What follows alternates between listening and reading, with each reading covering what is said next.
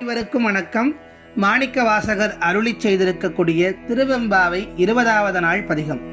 இந்த திருவெம்பாவினுடைய நிறைவு பதிகமாக இந்த பதிகம் அமைந்திருக்கிறது. மொத்தம் 20 பதிகங்களிலும் தோழியர்களை எழுப்புவதாக, மனிதர்களை எல்லாம் இறைவனை சரணாகதி அடைய வேண்டும் என்று மணிவாசகர் நம்மை எல்லாம் சூசகமாக அழைத்தார். இந்த 20வது நாள் நிறைவு பதிகத்தில் இறைவனை போற்றி பாடுகின்றார். பதிகத்தை பார்க்கலாம்.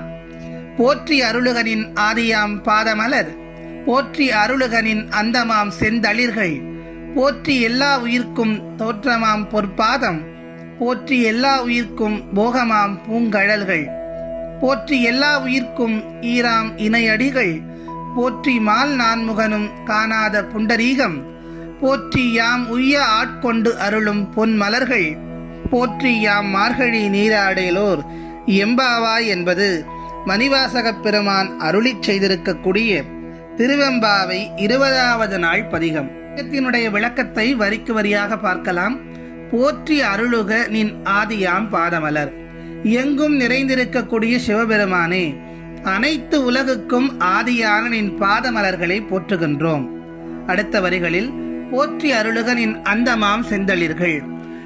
இறைவன் எப்படிப்பட்டவர் என்றால் அனைத்துக்கும் முதலானவன், அனைத்திற்கும் முடிவானவன் என்று சொல்லுகின்றார்.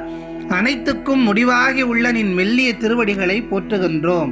வரிகளில் போற்றி எல்லா உயிர்க்கும் தோற்றமாம் பொற்பாதம், போற்றி எல்லா உயிர்க்கும் போகமாம் பூங்கடல்கள். இந்த சகல உயிர்களையும் தோற்றுவிக்கும் நின் பொற்பாதங்களை நாங்கள் போற்றுகின்றோம். சகல உயிர்களுக்கும் மகிழ்ச்சியான வாழ்வு தரக்கூடிய நின் மலரடியை நாங்கள் போற்றி தொழுகின்றோம் என்று சொல்லுகின்றார். அடுத்த வரிகளில் போற்றி எல்லா உயிர்க்கும் ஈராம் இணையடிகள், போற்றி மால் நான்முகனும் காணாத புண்டரீகம். அதே போல் இறுதியில் உயிர்களை உன்னுள் இணைத்துக் கொள்ளும் இணையற்ற உன்னுடைய திருவடிகள். உயிர்களை உருவாக்கக்கூடியதும் அவன்தான், அந்த உயிர்களை காக்கக்கூடியதும் அவன்தான். இறுதியில் அந்த உயிர்கள் தன்னுடைய உயர்நிலையை அடைகின்ற போது அவற்றை தன்னுள் இணைத்துக் கொள்ளக்கூடிய அற்புதமான மாயனாக இருக்கக்கூடியதும் அந்த திருவடிதான் என்று சொல்லுகின்றார். அப்படிப்பட்ட திருவடியை நாங்கள் போற்றுகின்றோம். அடுத்த வரிகளில் நான்முகனும் திருமாலும் காண முடியாத அந்த தாமரை மலர்பாதங்களை போற்றுகின்றோம். ஏனென்றால் அடிமுடி காண முடியாத மலை என்று ஏற்கனவே குறிப்பிட்டிருந்தார். அப்படி திருமாலும் நான்முகனும் காண முடியாத அத்தகைய சிறப்பு வாய்ந்த அந்த மலர்பாதங்களை நாங்கள் போற்றுகின்றோம். அடுத்த வரிகளில் நிறைவு வரியாக போற்றி யாம் உய்ய ஆட்கொண்டு அருளும் பொன் மலர்கள், போற்றி யாம் மார்கழி நீராடேலோர் எம்பாவாய். எங்களை ஆட்கொள்ளுவதற்காக வந்திருக்கக்கூடிய அந்த திருவடிகளை நாங்கள் போற்றுகின்றோம். பிறப்பற்ற நிலையை தரும் பொன் மலர்கள் போன்ற உன்னுடைய திருவடிகளை நாங்கள் போற்றி பாடுகின்றோம். போற்றுதலிலேயே பல்வேறு இன்பங்களை காணும் உங்கள் அடியார்களாகிய நாங்கள் உன் நினைவுகளுடன் நீர்நிலைகளில் நீராடி மகிழ்கின்றோம் என்று சொல்லுகின்றார் மணிவாசகப் பெருமான்.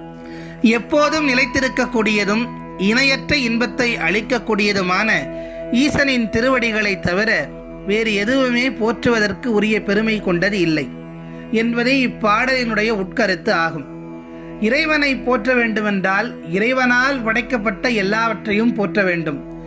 மரம் வாழ்க, செடி வாழ்க, கொடி வாழ்க, உலகம் வாழ்க, மன்னன் வாழ்க என்றெல்லாம் சொல்லாமல் இறைவனை போற்றினால் இந்த உலகத்தையே போற்றியதாக பொருள் என்பதால் நாம் இறைவனை போற்றுகின்றோம்.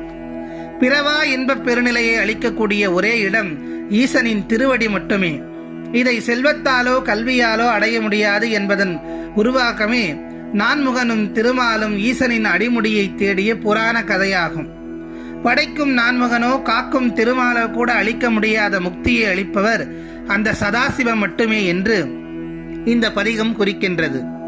எனவே வழிபாட்டிற்கு உரிய இந்த மார்கழி அதிகாலையில் சிவபெருமானை எண்ணி மனமகிழ்ந்து நீராடி வழிபடுவோம் என்பதுதான் இந்த 20 திருவெம்பாவை பாடல்களுடைய மைய கருத்தாக இருக்கின்றது. இறைவனின் திருவடிகளை பற்றி பூரண சரணாகதி அடைந்த மணிவாசகப் பெருமான் இந்த பதிகத்தில் பிறவியின் பயனாக இருக்கக்கூடிய முக்தியையும் தந்து அருள் செய்யும்படி கேட்கின்றார். சிவபெருமானையும் அவரது திருவடியையும் போற்றி பாடும் மணிவாசகர் உலக உயிர்கள் அனைத்தின் நோக்கமும் இறைவனின் திருவடிகளை அடைவதாகவே இருக்க வேண்டும், இறைவனின் திருவடி ஒன்றே நிலையான இன்பத்தை தரக்கூடியது என கூறி இந்த பாடலை நிறைவு செய்கின்றார். தேவர்களுக்கு கூட அரிதான தன்னுடைய அருட்கருணையை சிவபெருமான் தன்னுடைய அடியவர்களுக்கு தருவதாக காத்து கொண்டிருக்கிறார்.